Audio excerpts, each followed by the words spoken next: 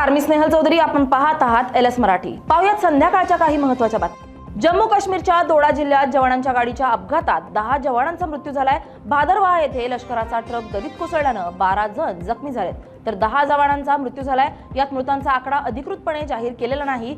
सैनिकांना वाचवण्यासाठी बचाव कार्य सुरू आहे आणि बचाव पथकं आपले काम वेगाने करत आहेत. मुंब्राच्या MIM पक्षाचे नवनिर्वाचित नगरसेवक सहर शेख यांनी केलेल्या वक्तव्याचा किरीट सोमय्या आणि निरंजन डावखरे यांनी निषेध केलाय. सहर शेख यांच्या विरोधात पोलीस ठाण्यात वरिष्ठ पोलीस निरीक्षकांची भेट घेतली आहे. यावेळी किरीट सोमय्या यांनी सहर शेख यांच्या वक्तव्याचा व्हिडिओ पोलिसांना दाखवत तक्रार नोंदवली आहे. मीरा भाईंदर महापौर पदासाठी खुला प्रवर्ग महिलांसाठी राखीव आरक्षण जाहीर झाल्यानंतर मनसेनं आक्रमक बॅनरबाजी केली आहे. मीरा भाईंदरचा महापौर मराठीच व्हावा, अन्यथा अशा आशयाचे बॅनर शहरातील विविध ठिकाणी झळकले.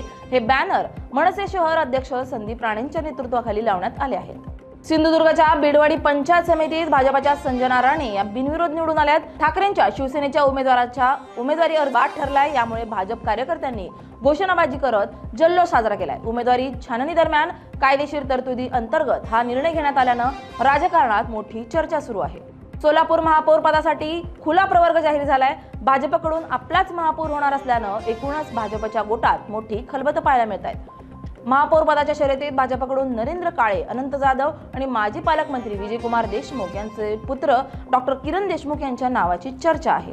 कुर्ल्यात फेरीवाल्यांकडून झालेल्या मारहाणीनंतर पालिका L विभागानं सलग दुसऱ्या दिवशीही बुलडोझर कारवाई केली आहे. पोलिसांच्या कडेकोट बंदोबस्तामध्ये अनधिकृत गाळे आस्थापनावर कारवाई करण्यात आली आहे. ज्या परिसरात भाजप कार्यकर्त्यांना मारहाण करण्यात आली होती त्याच मार्गांवरील अनधिकृत बांधकामांवर पालिकेनं कारवाई केली आहे. हिंगोलीच्या औंढा नागनाथमध्ये पंचायत समितीत झालेल्या कथित गैरव्यवहारामुळे ठाकरेंच्या शिवसेनेच्या पदाधिकाऱ्यांनी निवेदन दिलंय. या प्रकरणात संबंधित कर्मचाऱ्याला निलंबित करण्यात आलंय. मात्र या प्रकरणास जबाबदार असलेल्या पंचायत समितीच्या BDOवर अद्याप कोणतीही कारवाई करण्यात आलेली नाही असा आरोप करत शिवसेनेच्या वतीनं आंदोलन करण्यात आलंय. श्रीमंत दगडूशेठ गणपती मंदिरात माघ शुद्ध चतुर्थीला सुवर्ण पाळण्यात जन्मसोहळा पार पडलाय. जो बाळा जो जो रे असं पाळण्याचे स्वर मंदिरात निनादलेत. यावेळी हजारो नागरिकांनी मोठ्या संख्येनं सहभाग घेतला होता.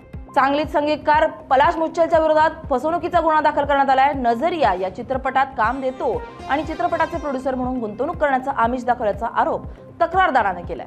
या होत्या काही महत्त्वाच्या घडामोडी. पाहत रहा LS मराठी.